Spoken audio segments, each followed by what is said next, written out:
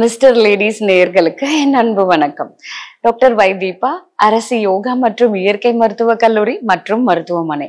இன்னைக்கு பார்க்க போற டாபிக் என்ன அப்படின்னா, இந்த தொல்லை தர பொடுக ஏர்லி ஸ்டேஜ்லயே அதை நம்ம எப்படி விரட்டலாம். இப்போ பாத்தீங்கன்னா முக்காவாசி, அதாவது யங்ஸ்டர்ஸா இருக்கட்டும் இல்ல ஏஜ்டு பர்சனா இருக்கட்டும், தலையில எண்ணெய் வைக்கிற பழக்கம் ரொம்ப ரொம்ப கம்மி ஆயிடுச்சு.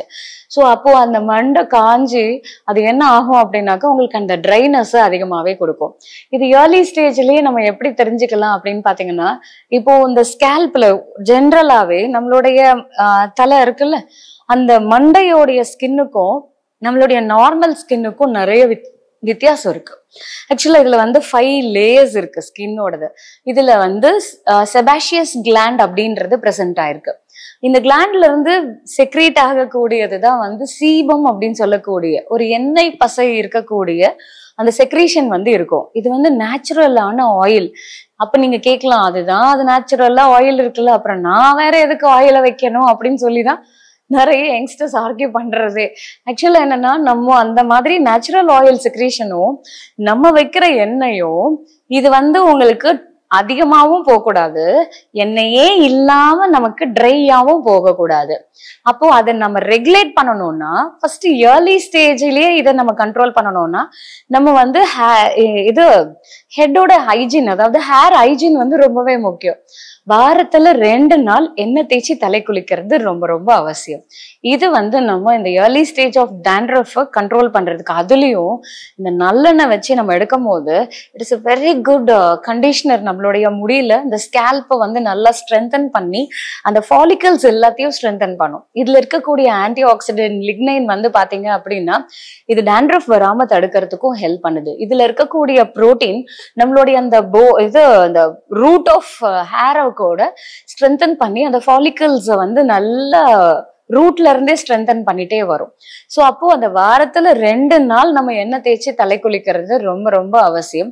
அதுக்கு நமக்கு விட்டமின் டியும் தேவை. அப்ப இந்த மாதிரி எண்ணெய் தேய்ச்சி தலை குளிக்கும் போது நம்ம ஒரு 10 நிமிஷமாவது சூரிய வெளிச்சத்துல நம்ம சும்மா உட்காரவாது செய்யுங்க. ஒரு 10 நிமிஷம் அப்படி நடக்க செய்யலாம், இல்லைன்னா மூச்சு பயிற்சி பண்ணலாம். ஆனா சன் எக்ஸ்போஷர் கண்டிப்பா வேணும். அப்படி நம்ம அதை எடுக்கும் போது ஆட்டோமேட்டிக்கா அது நமக்கு அந்த நல்லெண்ணெய உடம்புல நல்லா ஊறத்துக்கும் அதோடைய எஃபெக்ட் நமக்கு அந்த ரூட் வரைக்கும் நமக்கு இருக்கிறதுக்கு ஹெல்ப் பண்ணுது.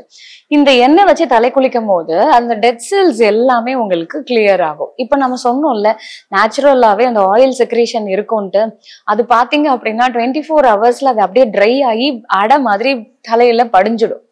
இது நீங்க அப்படியே தலை குளிக்காமயே இருந்தீங்கன்னா நீங்க அந்த அரிக்க உங்களுக்கு அந்த அப்படியே செதிலா விழும். அது நாளடைவுல உங்களுக்கு பொடுக மாதிரி அது இன்னும் ட்ரை டேண்ட்ரஃப், வெட் டேண்ட்ரஃப்ன்ற மாதிரி டிஃப்ரெண்ட் டைப்ஸுக்கு போயிடுது. ஸோ இதுக்கு தண்ணி நிறைய குடிக்கணும். வாட்டர் இன்டேக் கம்மியானாலும் மண்டை காஞ்சிடும். ஸோ அப்போ ஹைட்ரேஷன் இஸ் வெரி இம்பார்ட்டன்ட். நீங்க நிறைய ஸ்ட்ரெஸ் ஆனாலும் சரி, தண்ணியே குடிக்காம டீஹைட்ரேட் ஆனாலும் சரி, இதுவும் பொடுகு வரத்துக்கு ஒரு காரணமாவே இருக்கு. நம்ம சாப்பிடுற உணவுல அதிகமா பாத்தீங்கன்னா நீர் சத்து உள்ள காய்கறிகள், பழங்கள், இது என்ன சொல்ல வர்றது, இந்த கீரை வகைகள்லாம் நம்ம நிறைய எடுத்துக்கிறது நல்லது. இந்த முடிய பொறுத்த வரைக்கும் நமக்கு துவர்ப்பு சுவை ரொம்பவே முக்கியம். அந்த துவர்ப்பு சுவை பெரிய நெல்லிக்காய், நம்ம டேண்ட்ரஃப் பத்தியோ ஹேர் பத்தியோ நம்ம எடுக்கிறோம் அப்படின்னா பெரிய நெல்லிக்காவுடைய ரோல் கண்டிப்பா உண்டு. ஸோ அதை நம்ம எப்படி எடுத்துக்கலாம், ஒரு சொம்புலையோ இல்ல ஒரு பாட்டில், ஸ்டீல் பாட்டிலோ எடுத்துக்கோங்க. அதுல நம்ம அந்த பெரிய நெல்லிக்காவை கட் பண்ணி அதை அந்த பாட்டில்லயே நம்ம போட்டுடலாம். அது இந்த டே ஃபுல்லாவே அப்படியே இருக்கட்டும். அது நம்ம அந்த காலையில இருந்து சாயந்தரத்துக்குள்ள அந்த தண்ணியை குடிச்சிட்டு அந்த நெல்லிக்காவையும் சாப்பிட்டுடலாம். இது கொஞ்சம் கொஞ்சமா நமக்கு உடல்ல அந்த துவர்ப்பு சுவையை கரெக்ட் பண்ணி நமக்கு இந்த ஹேர் ஃபாலையும் கண்ட்ரோல் பண்ணுது, ஹேர் க்ரோத்தை இம்ப்ரூவ் பண்ணுது. நமக்கு முக்கியமா இந்த மாதிரி பொடுகு வராம தடுக்கிறதுக்கு இது ஹெல்ப் பண்ணுது. ஸோ இந்த நெல்லிக்காவோட சேர்த்து சின்ன வெங்காயம் இந்த பொடுகுக்கு ரொம்பவே நல்லது. இது எப்படி எடுத்துக்கலாம் அப்படின்னு கேட்டீங்கன்னா, வெங்காயத்தோடைய சாறு எடுத்துக்கலாம். இதுல ஒரு 2 டிராப் எலுமிச்சை சாறு சேர்த்துக்கலாம். இதை நல்லா மிக்ஸ் பண்ணிட்டு கொஞ்சம் கொத்தமல்லி சாரா எடுத்து அது ஒரு 2 ஸ்பூன், அதாவது ஒரு 5 to 7 ml அந்த கொத்தமல்லி சாறு, இதை 3த்தையும் மிக்ஸ் பண்ணி நம்ம ஸ்கேல்ப்ல நல்லா அப்ளை பண்ணி அதுக்கப்புறம் நம்ம முடியிலையும் தடவிக்கலாம், தப்பு இல்லை. இது என்னன்னா பொடுக கண்ட்ரோல் பண்ணுது. நம்மளுடைய முடிக்கு இது ஒரு கண்டிஷனராகவும் ஆக்ட் பண்ணுது. இந்த பொடுகு வந்து ஏர்லி ஸ்டேஜ்லயே இருந்தாலும் சரி, இல்ல கொஞ்சம் நிறையவே வந்துட்டால கூட இந்த ரெமெடியை ஃபாலோ பண்ணுங்க. என்ன அப்படின்னா, தேங்காய் பால் எடுத்துக்கோங்க. வெள்ளை மிளகுன்னு சொல்லி நாட்டு மருந்து கடையில கேட்கலாம். வால் மிளகுன்னு சொல்லுவாங்க. அதை நல்லா இடிச்சு இந்த தேங்காய் பாலோட சேர்த்து அதை ஒரு காட்டன் எடுத்து அதை அழகா அதை தொட்டு அந்த ஸ்கேல்ப்ல அப்ளை பண்ணணும். முடியல இல்ல, ஸ்கேல்ப்ல அப்ளை பண்ணணும். வெறும் 15 நிமிஷம் இருந்தா போதும். அதுக்கப்புறம் வெறும் தண்ணியில அதை ரின்ஸ் பண்ணிட்டா உங்களுக்கு வந்து அந்த ஏர்லி ஸ்டேஜ் அந்த டேண்ட்ரஃப் வந்து நம்ம கண்டிப்பா இதை கரெக்ட் பண்ண முடியும். உள்ளுக்கு சாப்பிட்றது ஏற்கனவே நம்ம சொன்ன மாதிரி பழங்கள், காய்கறிகள், முளைக்கட்டின பயிறு, இந்த மாதிரி ஆரோக்கியமான உணவு நம்ம சாப்பிடும் போது இது நமக்கு நம்மளுடைய சர்மத்தை மெயின்டைன் பண்ணும். எப்படி நம்மளுடைய சர்மமோ அதே மாதிரிதான் நம்மளுடைய ஸ்கேல்போட ஹைஜீனும். இது எந்த ரிஃப்ளெக்ஸ் ஆர்கன்ல கனெக்ட் ஆகுதுன்னு கேட்டீங்கன்னா பெருங்குடலோட கனெக்ட் ஆகுது. சோ அப்போ மலச்சிக்கல் வராம தடுத்தாதான் உங்களுக்கு இந்த மாதிரி சர்மத்தோடைய இது பராமரிப்பை நம்ம மெயின்டைன் பண்ண முடியும். அப்போ மலச்சிக்கல் கண்டிப்பா இதுக்கு ஒரு காஸ்.